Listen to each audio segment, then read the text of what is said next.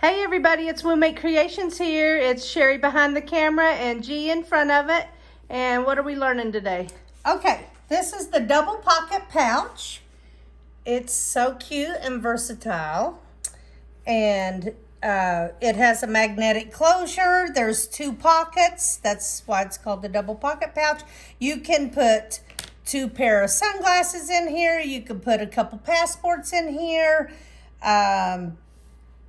Anything you want to use it for. Scissors, if you're taking your precious scissors to retreat or something, you can put those in there. And they're totally separated with this inside pocket. So that's what we're making today. And you're going to need some magnetic closures. A full set contains a male, a female, and 2 placement templates. You're going to need 1 5x17 piece of batting or fusible fleece or whatever you want to use in there. You're going to need 2 pieces of fabric for the A is this part of your pouch. The B is this part of your pouch. The C is this inside pocket. And the D is this outside. So anyway, you're going to need 2 5x17 pieces of fabric and 2 5x12 pieces of fabric. I have them marked here, A, B, C, and D. Disregard the little numbers in there. That was for a different project. And I didn't remove it. So A, B, C, and D. You're going to need some precision scissors, marking pen. I like to use the fine tip Sharpies, and a placement ruler or a ruler to measure where you're going to be placing things. So first we're going to take our A fabric and our B fabric, and we're going to make a sandwich out of it. So here we go. You've got your A fabric, your B fabric. Just, if you need to move fabric on top of batting, you just scratch, scratch, scratch. Give it a little scratchy scratch and it'll move for you. So, since we're on this B fabric right now, that's, let's start with the A. Let's start with the A. So we're going to make our A, the female part of the magnetic closure. So what we're going to do is we're going to take our ruler and measure up from the bottom. And this is already 1 inch. So we're going to measure 1 inch from the edge. And in the center of that is 2.5 inch mark, which I have marked here with my ruler. I'm going to make a circle or dot, whatever you want to call it, right there. And then I'm going to take my metal placement template and I'm going to put it over that dot in the center. And then I'm going to make 2 slits right here. I'm just going to trace the template here. The middle dot you don't have to pierce, just the 2 little slits.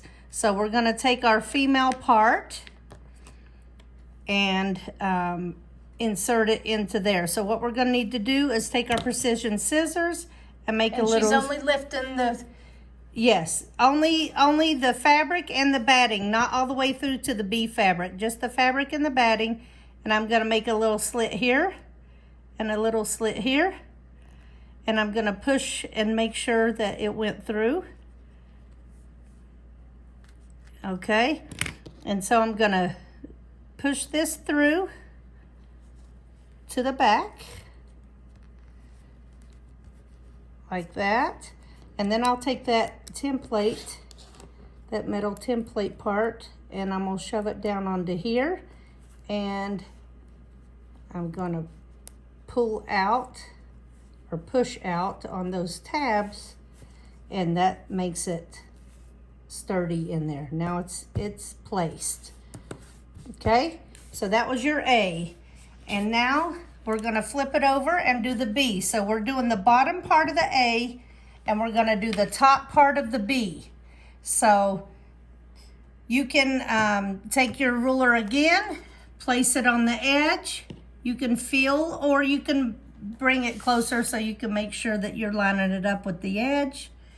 And we're gonna make a little, we're gonna take our marking here and make a dot, okay? And we're gonna take our metal placement and put it on there again like that. And we're gonna take our Sharpie or our marking pen and just trace out this part. You're never gonna see that, so it doesn't matter if you use something that's removable or not. And then we're gonna take our precision scissors and do it again. We're only gonna do the batting and the bee fabric. So we're gonna just make a little slit here, a little slit here. Gonna poke through, make sure we poke through. Take our male part and push it through. Take our template, set it on there, and then pull those, push those tabs to the side, and that secures it in place. So that is all we're gonna be doing to that right now. And we will move on to the C part. This, all you need to do with this C fabric, this 5x12, is iron it in half. That's all the prep that you're gonna need for this piece. So we'll take this over to the iron and we'll iron it in half. So here we are at the pressing station. And so we're just gonna take this and half it. So now it's like 5x6. Put a crease in here. Just press that real good. And this is gonna act as your inside pocket divider. This is piece number C, or letter C. Okay, so now we are gonna take our piece that's gonna be quilted to the serger first. So we're just gonna serge just this edge of our A side. And then we will bring it back up here and we'll assemble it and go to the machine and sew it. So I'm gonna remove this tag now. And if they don't have a serger, if you don't have a serger, you can do an overlock stitch or a zigzag stitch, something to make this decorative.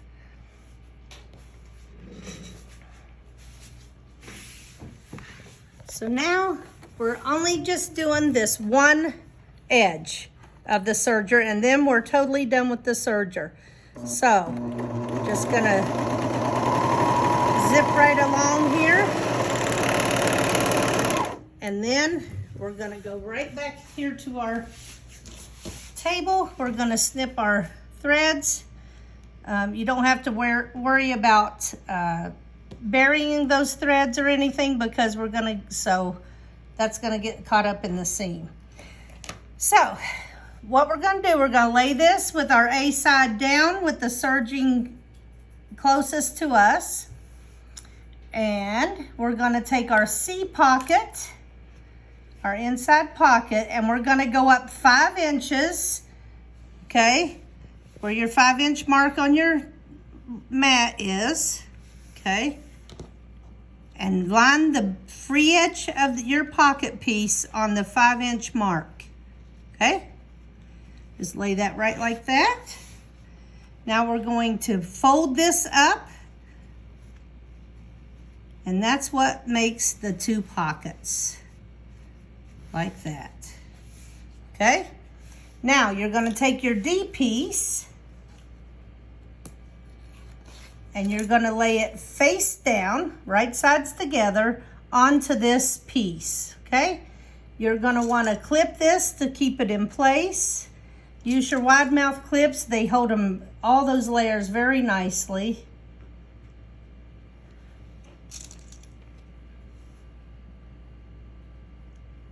And I didn't get this very even down here, did I? Okay. It's okay. If you get something that's a little bit wonky, you can trim it off later. It won't matter. I can't do that from that angle, that's why. Okay. Now we're gonna need to mark this 3 inches, a 3-inch opening here to tuck in after we've flipped it. So we're gonna take this and we're gonna mark 3 inches to leave open. We're gonna sew the perimeter of this whole thing. Oh, let's see. I was about to say That's not 3 inches. Here, right here and right here. Okay, so this, all of this will be left open.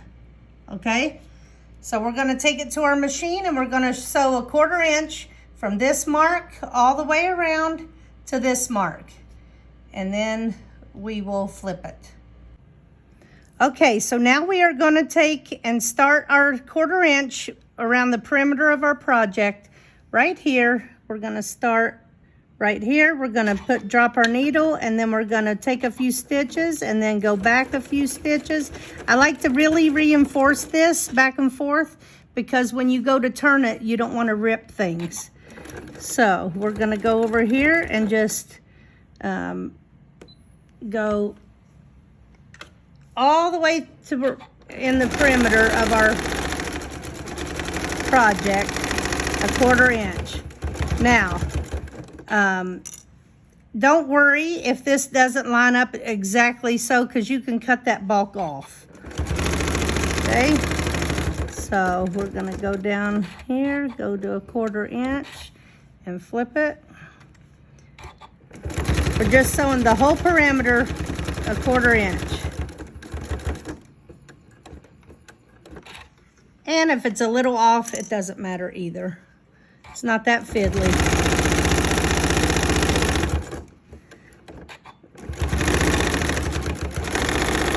See, my layers kind of shifted a little bit, but that's okay. Now we're gonna go down to here and we're gonna go down to our mark, and then we're gonna do the backup thing, reinforcing that. That way when we go to turn this, it's gonna be okay. But first, before we do anything else, we're gonna trim this whole piece. So we're gonna reduce the bulk. That's the whole idea of reducing the bulk, is when you turn it, it's not gonna be so. Make sure you don't get your seams. Yes. You're gonna cut the corner off. Now this one down here is a little thicker because it had been folded. So if you want, you can even take your scissors and just trim closer to your stitches there, and to reduce all that bulk.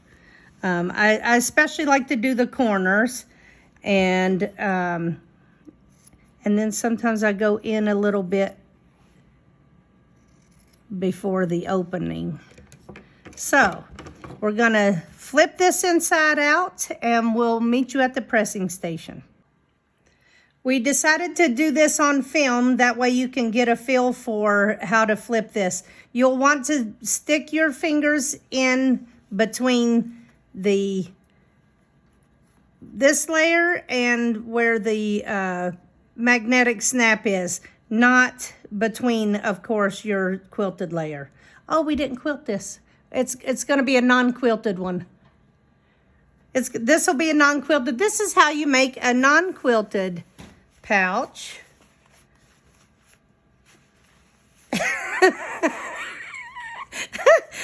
I totally was going to show how to quilt this, but well, why don't you get another piece? Well, I will. I'll do that at the end of this. We're going to flip this whole thing out first. And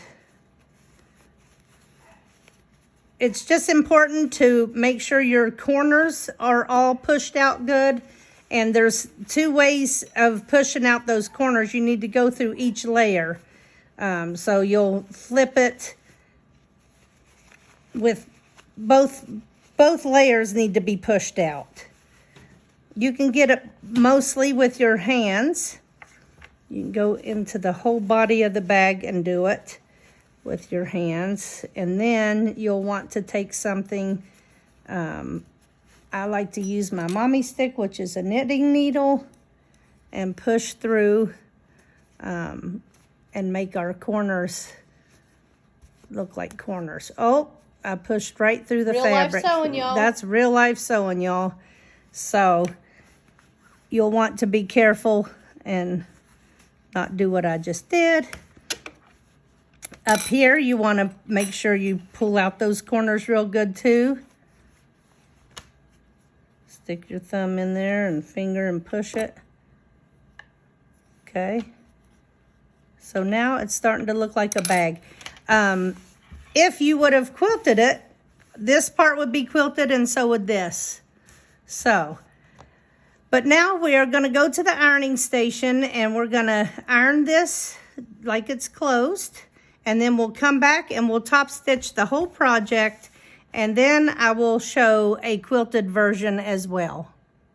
So I've tucked this in real nice, and now I'm going to press it, and I'm avoiding that middle clasp as much as I can. And we're just going to give this whole thing a good press, because our next step, we're going to top stitch the whole project.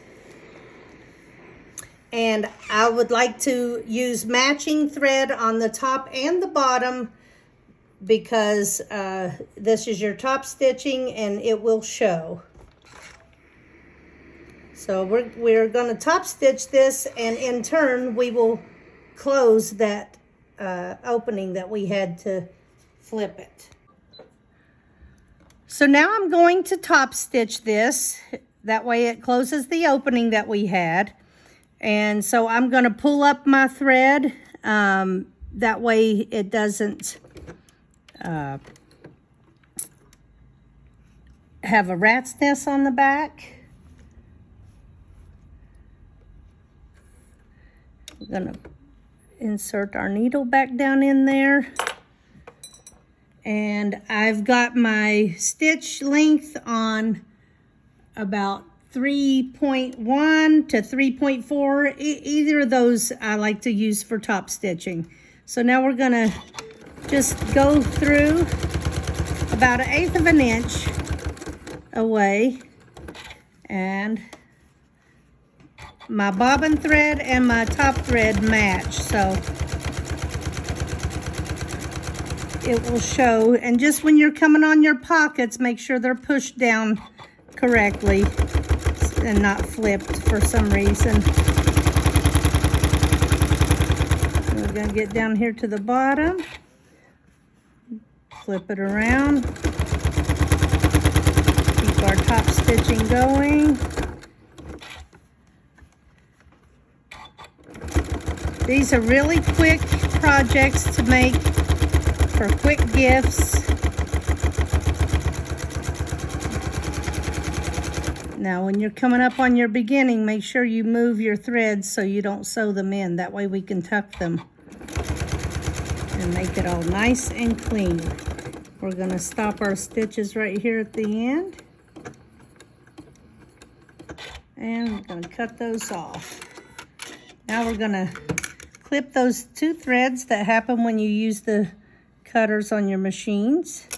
And we'll take this and bury our threads. We're going to use our self-threading needle. We're going to make a knot in here. Show the self-threading needle. And here's your self-threading needle. Hold on one second. There we go. We're going to make a knot. We're going to push our self-threading point into our loop, and we're going to follow our knot down to our fabric, take it out. We're going to snap this in. Can you see? Yeah. Snap this in, and now your needle is threaded. And we're going to push this through the top and middle part of our sandwich here. We're going to pull this through, and then we're going to cut our threads. Wow. Only when you're on film does real life sewing, y'all. Yeah, all this kind of stuff happens. So I totally forgot that I was going to quilt this. So I will throw that version in on this video as well. I'll just get another piece and show you how to quilt it, how I would quilt it going around the metal pieces.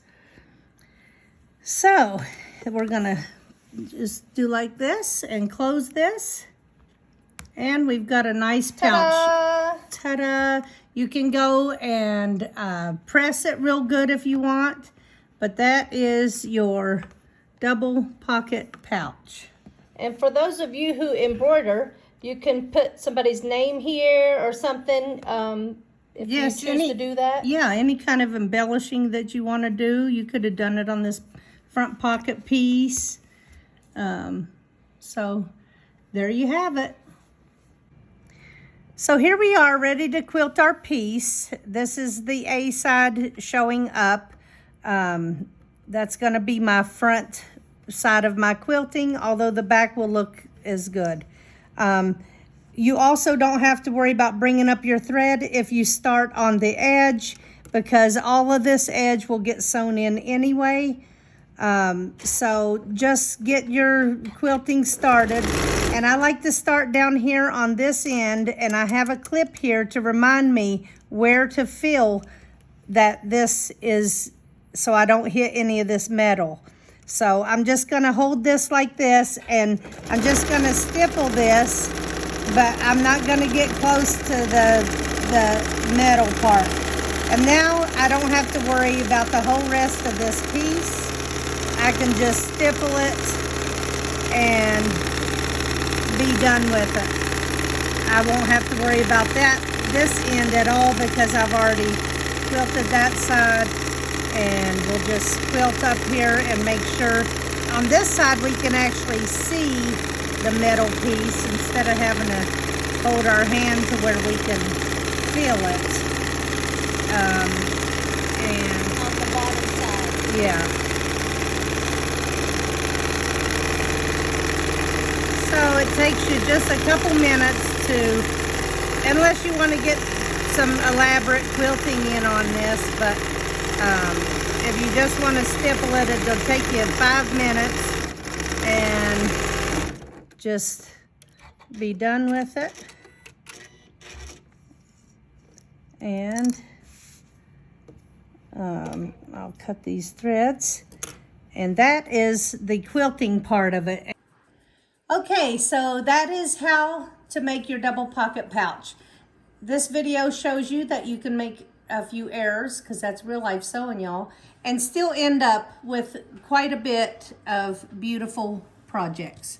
So we thank you for watching, and hope you enjoyed the video, and go and like and share and comment on all of our other videos as well.